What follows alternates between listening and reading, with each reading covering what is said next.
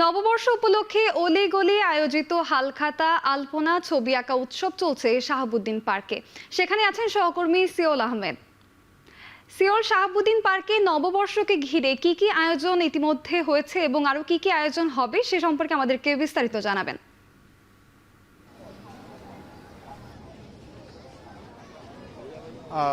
সোনালী, আসলে আজকে সকাল থেকেই এই বিচারপতি শাহাবুদ্দিন পার্কে, যেটি গুলশানে অবস্থিত, সেখানে কিন্তু নববর্ষ উপলক্ষে বিভিন্ন ধরনের মেলার আয়োজন করা হয়েছে। এবং আমি যদি একটু আপনাকে দেখাই যে এই মেলার ঠিক এই মুহূর্তে কিন্তু একবারেই একটি সাইডে কিন্তু আমরা দেখতে পাচ্ছি যে বিভিন্ন ধরনের খেলার যে সামগ্রীগুলো রয়েছে সেগুলো আমরা গ্রামীণ যে খেলার সামগ্রীগুলো রয়েছে, যেমন নাগরদোলা, সেই নাগরদোলাতে কিন্তু আমরা দেখতে পাচ্ছি যে এখানকার যারা বিভিন্ন বয়সের মানুষ আছেন তারা কিন্তু এই নাগরদোলাতে চড়ছেন। তবে সবচেয়ে বেশি আমরা যে আগ্রহটা দেখতে পেয়েছি সেটা হচ্ছে যে ছোট বাচ্চাদের আগ্রহ কিন্তু কয়েক গুণ বেশি। তারা তাদের পরিবারের বিভিন্ন সদস্য, বাবা মা, ভাই বোনদের নিয়ে কিন্তু এই নাগরদোলায় উঠছেন। অনেকে 2 থেকে 3 বারও কিন্তু এই নাগরদোলাতে উঠছেন। এবং একই সাথে আপনাকে বলি যে এখানে আসলে কয়েকটি ধাপে এই প্রোগ্রামটি হচ্ছে, এই মেলাটি হচ্ছে। মেলার একটি সাইডে কিন্তু আমরা দেখতে পাচ্ছি যে নারীদের জাতীয়তাবাদ নিয়ে একটি আলোচনা সভা হচ্ছে, যে আলোচনায় আসলে নারী সমাজে নারীদের যে ভূমিকা সেই বিষয়ে আলোচনা হচ্ছে। এবং একই সাথে আরেকটি সাইডে আমরা দেখতে পাচ্ছি যে এখানে আসলে চিত্রাঙ্কন প্রতিযোগিতা হচ্ছে। এবং একই সাথে ছোট বাচ্চাদের বিভিন্ন খেলার সরঞ্জাম কিন্তু আমরা দেখতে পাচ্ছি। আপনারা নিশ্চয়ই ঠিক এই মুহূর্তে দেখতে পাচ্ছেন এখানে ছোট্ট একটি রেলগাড়ির আয়োজন করা হয়েছে, যে রেলগাড়িটিতে আসলে মিকি মাউসের ছবি দেওয়া, মিকি মাউসের যে আকৃতি, সেই মিকি মাউসের আকৃতিতে কিন্তু আমরা দেখতে পাচ্ছি ছোটো ছোটো বাচ্চারা কিন্তু এই যে রাইডটি, সে রাইডে কিন্তু চড়ছে।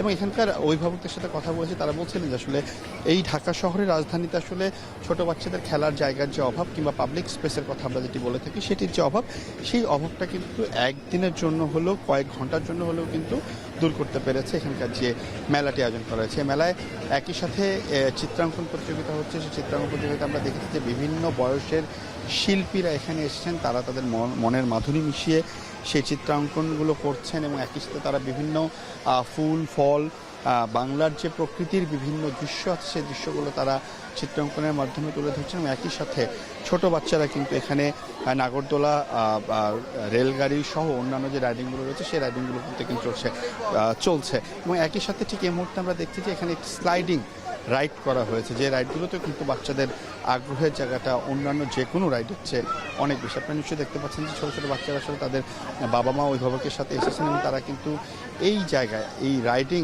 কিন্তু তারা করছে। এবং একই সাথে এখানে আমরা দেখেছি যে কয়েকটি চিন্তা ভিত্তিক যে গেমগুলো রয়েছে সেই গেমগুলো কিন্তু তারা আয়োজন করেছে। এবং একই সাথে আপনাকে বলি, সেখানে আমরা লুডো, দাবা সহ অন্যান্য যে খেলাগুলো রয়েছে সে খেলাগুলো দেখেছি। এবং যেহেতু এটি গুলশান 2-এ অবস্থিত শাহাবুদ্দিন পার্ক, এবং একই সাথে আপনি নিশ্চয়ই জানেন যে এলাকাতে ডিপ্লোম্যাটিক জোন বলে পরিচিত, তারপর আমরা কিন্তু দেখেছি যে অনেক বিদেশি কূটনৈতিক কিংবা বিদেশি নাগরিক যারা রয়েছেন তারা কিন্তু এই মেলাতে প্রায় সকাল থেকেই এই মেলাতে এসেছেন। এবং এই মেলাতে কিন্তু তারা মেলা ঘুরে দেখছেন, তারা বাংলার যে সংস্কৃতি, বাংলার যে কালচার, সেগুলো কিন্তু তারা দেখছেন। দু একজনের সাথে কথা হয়েছিল, তারা বলেছেন যে এই যে পয়লা বৈশাখ, সেটির যে রং, সেটির যে কালচার কিংবা সংস্কৃতি, সেটি কিন্তু তাদেরকে অন্যান্য যে কোনো যেই অনুষ্ঠানগুলো বাংলাদেশে রয়েছে তার থেকে কিন্তু কিছুটা ভিন্ন লেগেছে এবং আনন্দময় লেগেছে। ঠিক 1টার পরে, অর্থাৎ 1:15 থেকে এখানে লাঞ্চ ব্রেক শুরু হবে। এরপরে কিন্তু আবারও যেই আয়োজনগুলো চলছে সেগুলো কিন্তু কন্টিনিউ চলতে থাকবে সন্ধ্যা পর্যন্ত। এবং সন্ধ্যায় কিন্তু ব্যান্ড সঙ্গীতের মাধ্যমে এটি আসলে শেষ হবে। সোনালী, এই ছিল আমার কাছে এই মেলা থেকে সর্বশেষ তথ্য। শাহাবুদ্দিন পার্ক থেকে নববর্ষের আয়োজন সম্পর্কে আমাদেরকে জানাচ্ছিলেন সহকর্মী সিওল আহমেদ।